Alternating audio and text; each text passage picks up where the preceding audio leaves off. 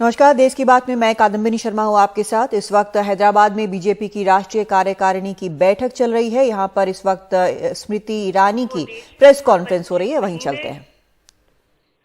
80 करोड़ नागरिकों को मुफ्त का राशन भारत सरकार के सौजन्य से पहुंचाया जा रहा है ताकि समाज का वो वर्ग हम सुरक्षित कर सके जो महामारी की चुनौतियों से जूझ रहा। महामारी के वक्त भारत का अभूतपूर्व योगदान वैक्सीनेशन में विश्व पटल पर सम्मानित हुआ, सराहा गया, जिसका उल्लेख राष्ट्रीय अध्यक्ष जी ने कहा। आज इस अमृत काल में भारतीय जनता पार्टी के राष्ट्रीय अध्यक्ष जी ने इस बात की संगठन को, प्रधानमंत्री जी को विशेष बधाई दी कि राष्ट्रपति पद की उम्मीदवार द्रौपदी जी इस अमृत काल में ये संकेत है कि आदिवासी समुदाय के प्रति हमारे संगठन का समर्पण, महिला नेतृत्व के प्रति हमारे संगठन का योगदान, ये द्रौपदी जी की उम्मीदवारी में प्रतिबिंबित होता है। आज एक तरफ प्रधानमंत्री जी के यशस्वी कार्यकाल की बधाई देते हुए राष्ट्रीय अध्यक्ष जी ने इस बात की ओर भी देश का ध्यान आकृष्ट किया कि राजनीतिक पटल पर राष्ट्र के उत्थान का ये संकल्प प्रधानमंत्री जी का मात्र 8 वर्षों की सेवा तक सीमित नहीं है।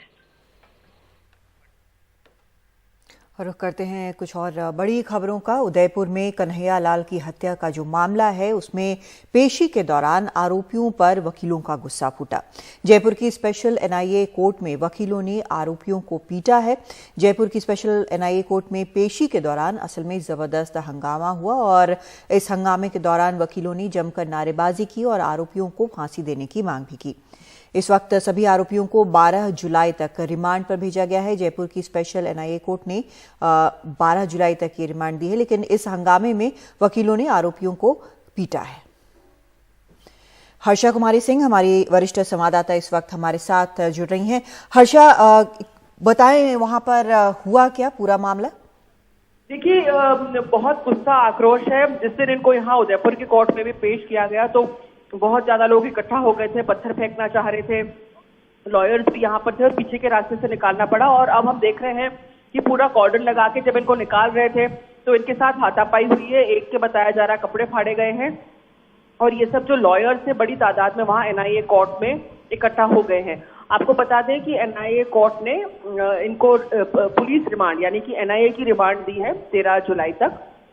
और ये अब 4 आरोपी हैं, क्योंकि अब पुलिस मान रही है कि इसमें सिर्फ 2 हत्यारे रियाज अटारी और मोहम्मद घोसी नहीं शामिल थे, लेकिन आसिफ और मोहसिन ने भी इनकी मदद करी थी। बताया जा रहा है कि अगर ये वारदात नहीं करते तो ये लोग भी रेडी थे अंजाम देने के लिए, वहीं मौके पे ही थे आसपास, और बाद में उनके भागने की उन्होंने मदद की है।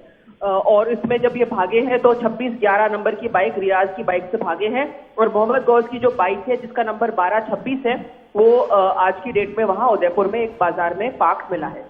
जी, तो कुल मिलाकर पुलिस का, आपके सूत्रों का क्या कहना है कि जितने भी आरोपी हैं वो सभी अब पुलिस की गिरफ्त में हैं?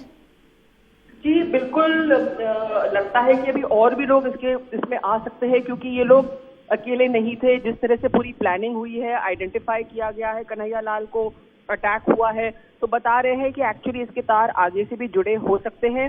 अब पूरी जांच जो है वो एनआईए के दायरे में है, तो इसमें से अभी फिलहाल बहुत ज्यादा इन्फॉर्मेशन नहीं आई है, लेकिन जरूर ये एक बड़ा आतंकवाद का एक प्लॉट था और इसका आगे समय में खुलासा होने वाला है।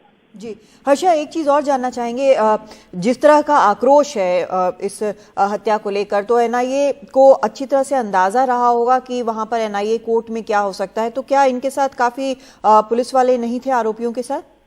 देखिए, ये तो Rajasthan police, Jaipur police actually के दायरे में आता है और जयपुर पुलिस को और भी व्यवस्था करनी चाहिए थी और इनको जैसे कोर्ट से थोड़ी सी जगह है जरूर जहां इनको चल के आना पड़ा और वहां पर उन्होंने कॉर्डन भी लगा लिया था, रोप भी लगा दिया था, लेकिन फिर भी उनको प्रोटेक्ट करने में नाकाम रहे हैं। जी बहुत शुक्रिया आपका हर्षा इस पूरी जानकारी के लिए। तो अब एनआईए के पास है ये मामला और बाकी तार कहां तक जुड़ रहे हैं ये भी एनआईए अब जांच करेगी। हालांकि कोर्ट में वकीलों ने आक्रोश के कारण इन सभी आरोपियों को पीटा भी। और उदयपुर में कन्हैयालाल हत्याकांड के मामले में कांग्रेस का बड़ा आरोप है। कांग्रेस प्रवक्ता पवन खेड़ा ने कहा कि हत्याकांड के आरोपी रियाज अटारी के संबंध बीजेपी नेताओं से है। कांग्रेस के मुताबिक रियाज अटारी बीजेपी नेता गुलाबचंद कटारिया के कार्यक्रमों में शामिल होता था। बीजेपी नेता इरशाद चेनवाला ने कांग्रेस के आरोपों को खारिज कर दिया है। उन्होंने कहा है कि षड्यंत्र के तहत तस्वीरें और वीडियो वायरल किए गए हैं, कोई भी आकर किसी के साथ फोटो क्लिक करवा सकता है।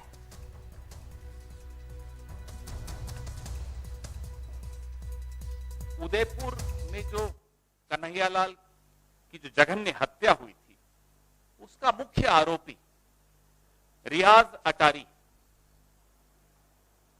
उसके संबंध भारतीय जनता पार्टी के नेताओं के साथ, उन संबंधों का यह खुलासा कल टीवी पर हम सब ने देखा और फिर सोशल मीडिया पर उस पर काफी चर्चा भी हुई और उसके बाद हमने रिसर्च की और नए तथ्य सामने आए।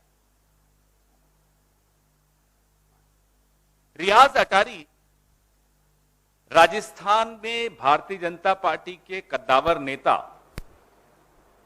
पूर्व गृह मंत्री राज्य के गुलाबचंद कटारिया जी के अनेक कार्यक्रमों में शामिल होते थे। फेसबुक पोस्ट स्पष्ट करती है कि रियाज अटारी कन्हैयालाल का हत्यारा, आतंकी रियाज अटारी भारतीय जनता पार्टी का सदस्य, सक्रिय सदस्य है। अब तक हम ये सोचते थे कि साहब इनको चुनाव जीतने के लिए हथकंडे अपनाते हैं, लेकिन ये हथकंडे नहीं है, ये आतंकी घटना है।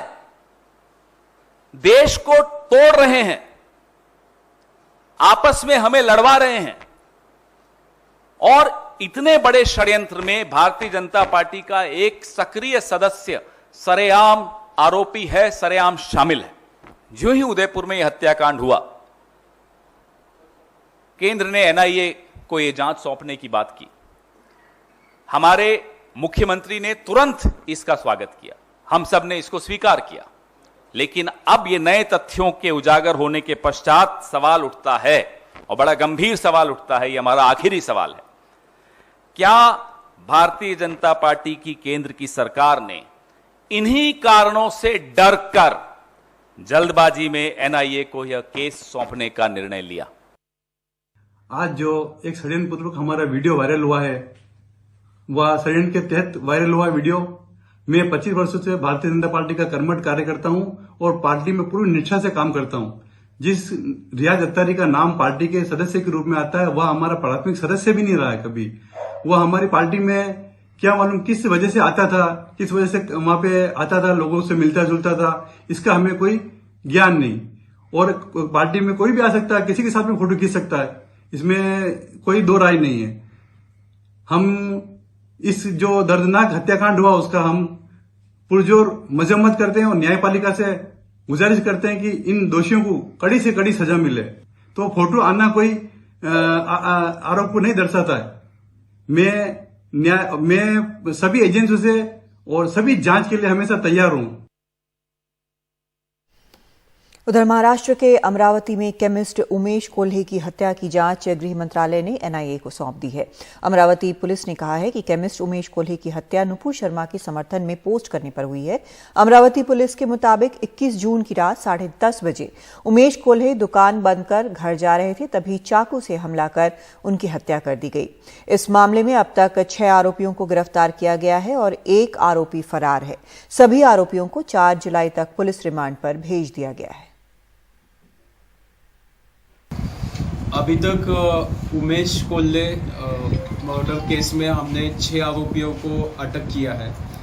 उसके तपास से हमें यही पता चला है कि श्रीमती नुपुर शर्मा के बारे में जो उमेश कोल्हे जी ने सोशल मीडिया पे पोस्ट किया था, उसी वजह से ये गुनाह गढ़ा है। और इस पूरे मामले पर अमरावती की पुलिस कमिश्नर डॉक्टर आरती सिंह से हमने बात की।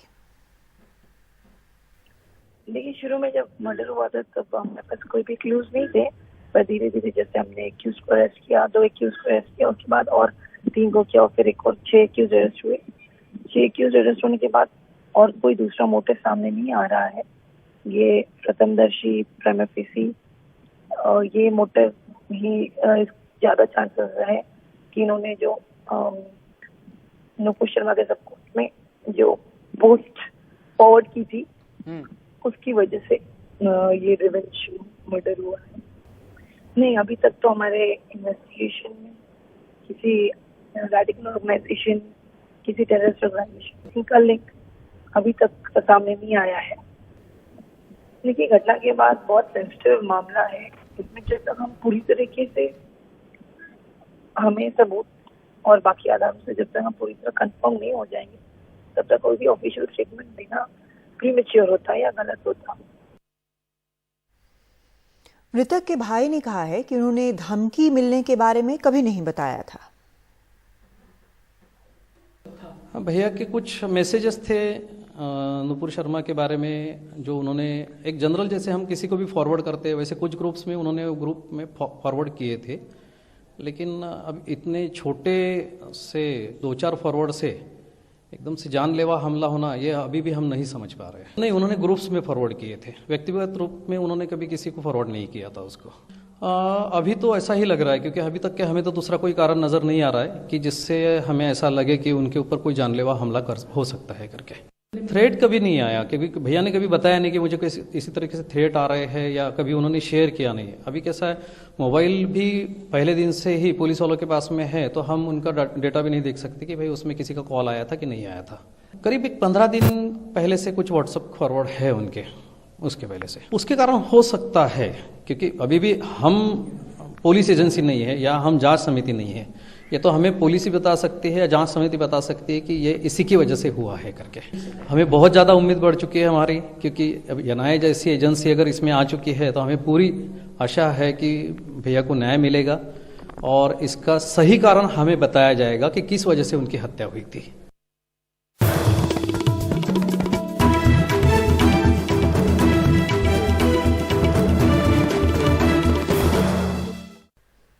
शिवसेना के बागी विधायक गोवा से मुंबई के लिए रवाना हो गए हैं। एकनाथ शिंदे के महाराष्ट्र का मुख्यमंत्री बनने के बाद आखिरकार अब वो मुंबई आ रहे हैं। इस पर और जानकारी के लिए सीधा रुख करते हैं हमारे संवाददाता सोहित मिश्रा का। सोहित, अब मुंबई के लिए रवाना हुए हैं, तो क्या माना जाए कि अब राजनीतिक तौर पर सेफ्टी के साथ मुंबई जा रहे हैं?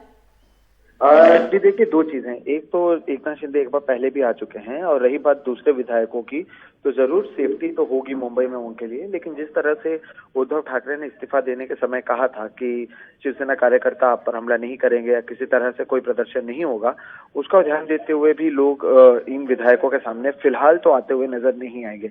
इन विधायकों जो हैं, ये अभी हमारे पास तस्वीरें हैं जब वो गोवा से निकले थे बस में, मुंबई पहुंचेंगे।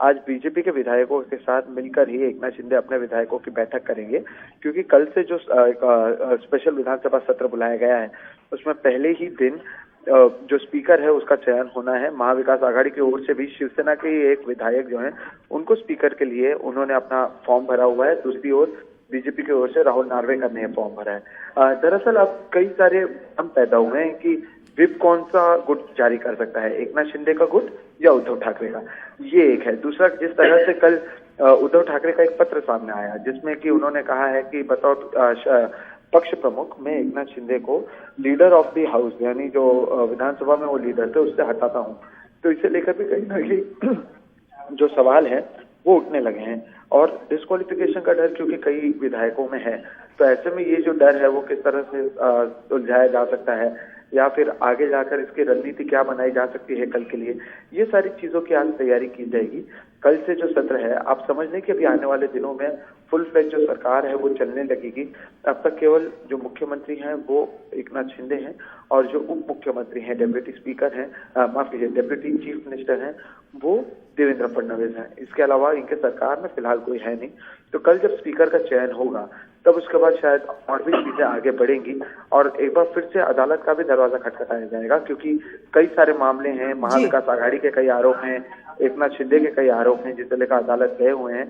तो रणनीति बनाने का काम जारी है और लगभग 2 हफ्तों से कभी सूरत, कभी गुवाहाटी और कभी गोवा रहने के बाद ये जो विधायक हैं वो फाइनली आज मुंबई आ रहे हैं और कल होने वाले अधिवेशन में ये शामिल होंगे।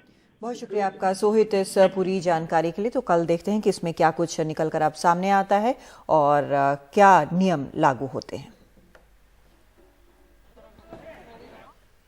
उधर हैदराबाद में बीजेपी की राष्ट्रीय कार्यकारिणी की बैठक की शुरुआत हो गई है। ये बैठक 2 दिन चलेगी। इस बैठक में बीजेपी विधानसभा के आगामी चुनावों की तैयारियों को लेकर रणनीति पर चर्चा करेगी। इसके अलावा भविष्य की और भी रणनीतियों पर चर्चा होगी। इस बैठक में पीएम मोदी, गृह मंत्री अमित शाह, बीजेपी अध्यक्ष जेपी नड्डा, बीजेपी शासित राज्यों के मुख्यमंत्री समेत 300 बड़े नेता शामिल हो रहे हैं।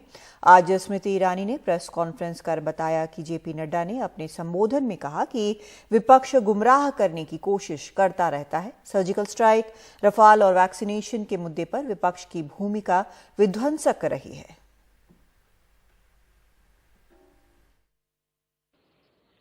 और भारतीय जनता पार्टी के कार्यकर्ताओं का ये गौरव है कि जिस संकल्प के लिए अपने प्राणों की आहुति दी श्यामा प्रसाद मुखर्जी जी ने, उस संकल्प को संवैधानिक मर्यादा में पूर्ण किया नरेंद्र मोदी जी की सरकार ने धारा 370 को हटाकर। इस बैठक के अंदर अमंग मेनी अदर पॉइंट्स हमारी ये भी बात हुई कि हम लोगों को प्रवास के कार्यक्रम पर विशेष जोर देने की जरूरत है।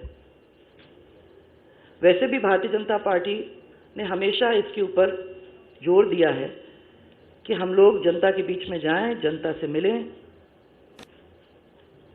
बूथ तक पहुंचने की कोशिश करें, छोटे से छोटे कार्यकर्ताओं से बातचीत करें और अपनी पार्टी को वहां बढ़ाने की कोशिश करें। और इस पर हैदराबाद से और जानकारी दे रहे हैं हमारे सहयोगी अखिलेश शर्मा। जो हमें जानकारी मिली है, पिछले 8 साल में मोदी सरकार का जो कामकाज रहा है उसके बारे में विस्तार से चर्चा की गई है जेपी नड्डा के द्वारा। इसके साथ साथ गरीब कल्याण इस सरकार का खास तौर से फोकस है, जिसके बारे में भी विस्तार से जेपी नड्डा ने कहा है। जो बिंदु वसुंधरा राजे बता रही थी उन पर भी चर्चा की गई, किस तरह से आगे जाकर के पार्टी को बूथ स्तर पर मजबूत करना है। पन्ना प्रमुख उन्होंने कहा है कि ये पार्टी संगठन की नींव है जिसके आधार पर पार्टी का एक बड़ा ढांचा आने वाले वर्षों में चलकर खड़ा होगा और इसलिए इनको भी मजबूत करना है। ये सारी बातें बीजेपी अध्यक्ष जेपी नड्डा ने अपने भाषण में कही हैं।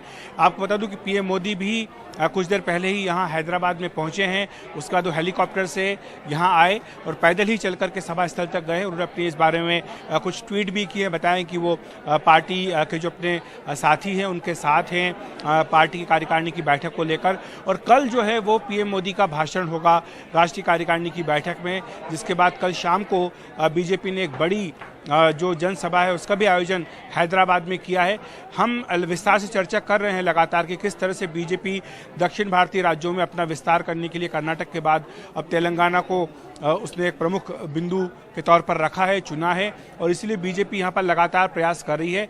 119 विधानसभा हैं तेलंगाना में और पिछले 48 घंटों में बीजेपी ने सभी विधानसभा क्षेत्रों में, हर विधानसभा क्षेत्र में अपने बड़े नेताओं को 48 घंटे तक वहाँ रहने के लिए कहा है ताकि वहाँ माहौल बनाया जा सके कि बीजेपी तेलंगाना के बारे में क्या सोच रही है। तो ये सारी बातें हैं जो इस कार्यकारिणी का मुख्य बिंदु है। तेलंगाना में जिस तरह की टसल बीजेपी और टीआरएस के बीच चल रही है, उसके बारे में भी बाकायदा एक प्रस्ताव और कहें कि बयान इस कार्यकारिणी के बाद जारी किया जाएगा, जिसमें कहा जाएगा कि अगर तेलंगाना का गठन हुआ है तो केवल टीआरएस को इसका श्रेय नहीं जाता है, बीजेपी को भी समान रूप से जाता है, क्योंकि बीजेपी ने भी संसद के दोनों सदनों में इसका समर्थन किया था। इसके साथ साथ एक बात यह भी है कि जो दो प्रस्ताव है, राजनीतिक प्रस्ताव, आर्थिक प्रस्ताव जिसमें कि गरीब कल्याण की बात होगी, तो राजनीतिक प्रस्ताव के बारे में वसुंधरा राजे ने कहा है कि जो उदयपुर की घटना हुई है या फिर देश भर में आज जिस तरह का माहौल है, सांप्रदायिक तनाव दिखता है कई जगहों पर, उसको लेकर के भी इस प्रस्ताव में बात हो सकती है। इसका इशारा खुद वसुंधरा ने दिया है। हैदराबाद में बीजेपी की राष्ट्रीय कार्यकारिणी की बैठक चल रही है और राष्ट्रपति पद के लिए विपक्ष के उम्मीदवार यशवंत सिन्हा भी वहां पर मौजूद हैं। इसके चलते बीजेपी और टीआरएस में पोस्टर युद्ध छिड़ गया है। बीजेपी ने पीएम मोदी के स्वागत में पोस्टर लगाए तो टीआरएस ने राष्ट्रपति चुनाव में विपक्ष के उम्मीदवार यशवंत सिन्हा के स्वागत में पोस्टर लगाए। इसके अलावा टीआरएस ने बाइक रैली भी निकाली।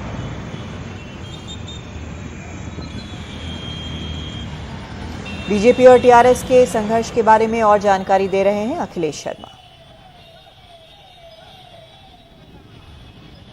जब से बीजेपी ने यहां अपनी ताकत मजबूत करनी शुरू की, पैर पसारना शुरू किया, तो जाहिर सी बात है कि टीआरएस को एक चुनौती महसूस हुई और इसीलिए अब जो तनाव है वो चरम पर पहुंच चुका है।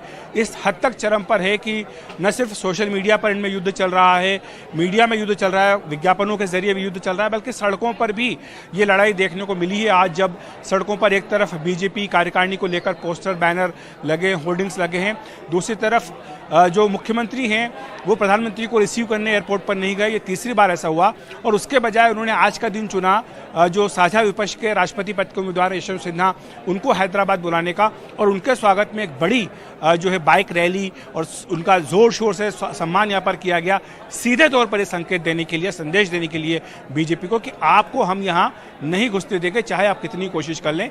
हालांकि बीजेपी अपनी ओर से पूरा प्रयास कर रही है, उसको कुछ हद तक कामयाबी भी मिली है। लोकसभा चुनाव में भी उसका अच्छा प्रदर्शन रहा। जो यहाँ पर नगर निगम के चुनाव हुए थे हैदराबाद में, वहाँ भी बीजेपी को कामयाबी मिली है और बीजेपी को लगता है कि चूंकि कांग्रेस ना आंध्र प्रदेश में ताकत दिखा पा रही है, ना तेलंगाना में दिखा पा रही है, इसलिए जो विपक्ष का स्थान है, एक तरह का वैक्यूम यहाँ पर है जिसको बीजेपी भर सकती है। और यही कारण है कि टीआरएस और बीजेपी के बीच में सड़क से लेकर संसद तक हर जगह बहुत तीखी लड़ाई देखने को मिल रही है। और राष्ट्रपति चुनाव में विपक्ष के उम्मीदवार यशवंत सिन्हा का हैदराबाद पहुंचने पर सीएम केसीआर ने शानदार स्वागत किया। इस दौरान केसीआर ने केंद्र सरकार पर जोरदार हमला भी बोला।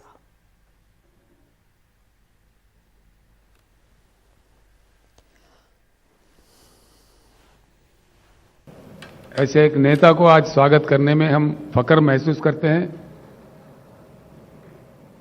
आज हम भाग्यशाली है कि एक अच्छे नेता को अच्छे ढंग से हमने राष्ट्रपति पद के लिए चुना है और आज हैदराबाद में जब वो आए, हम बड़ी अच्छी तादाद में उनके स्वागत भी किए हैं। इस चीज को लेकर देश के सारे पार्लियामेंटेरियंस को मैं एक अपील करना चाहूंगा। भारत में हमारे लोकतंत्र है, we have a democracy in practice in India. इससे पहले जब वीवी गिरी साहब राष्ट्रपति चुनाव के लिए लड़ रहे थे, उस समय हिंदुस्तान में एक नारा चला कि भाई आत्म प्रबोध से वोट दीजिए, और उसी के अनुसार वीवी गिरी जी का भी जीत हुआ। यह हमारे देश के इतिहास में है। आज मैं सारे भारत के पार्लियामेंटेरियंस को, जितने भी पार्लियामेंट मेंबर्स हैं, विधायक हैं, जो भी इस चुनाव के लिए, राष्ट्रपति चुनाव के लिए वोट देने के लायक है, उन सारे भाइयों से, बहनों से मैं अपील करता हूं, तुलना करके देखिए दोनों कैंडिडेट के बीच में और आपके आत्मा के अनुसार, आत्मा प्रबोध के अनुसार यशवंत सिन्हा जी का तायीद कीजिए। आप समझते हैं आपसे बड़ा बुद्धिशाली कोई है ही नहीं, ठीक बात है। किसानों के बारे में, जो हमारे देश का बहुत बड़ा हिस्सा है, देश के अन्नदाता है। आपने कह दिया कि किसान का इनकम डबल करेंगे, डबल तो हुआ ही नहीं, खर्चा डबल हुआ जरूर। आपने जिस प्रकार से डीजल बढ़ा दिए, पेट्रोल बढ़ा दिए, बिजली का कीमत बढ़ा दिए, खाद का कीमत बढ़ा दिए, उससे इन्वेस्टमेंट डबल जरूर हो गया है। भले ही मैं हैदराबाद से कह रहा हूं कि हिंदुस्तान के हर किसान ये बात जानता है, वो उनका पर्सनल एक्सपीरियंस है। और आपने जिस प्रकार से 3 बिल लाए हैं खेती किसानी को लेकर के, 13 महीने इस देश में किसानों ने आंदोलन किया आपके सरकार के खिलाफ, आपके नीतियों के खिलाफ। आप किस प्रकार के गंदे गंदे आरोप हमारे अन्नदाताओं पर लगा रहे थे। आपने तो उनको उग्रवादी कह दिया, खालिस्तानी कह दिया, जो आपके मन में आए मनमानी कह दिए।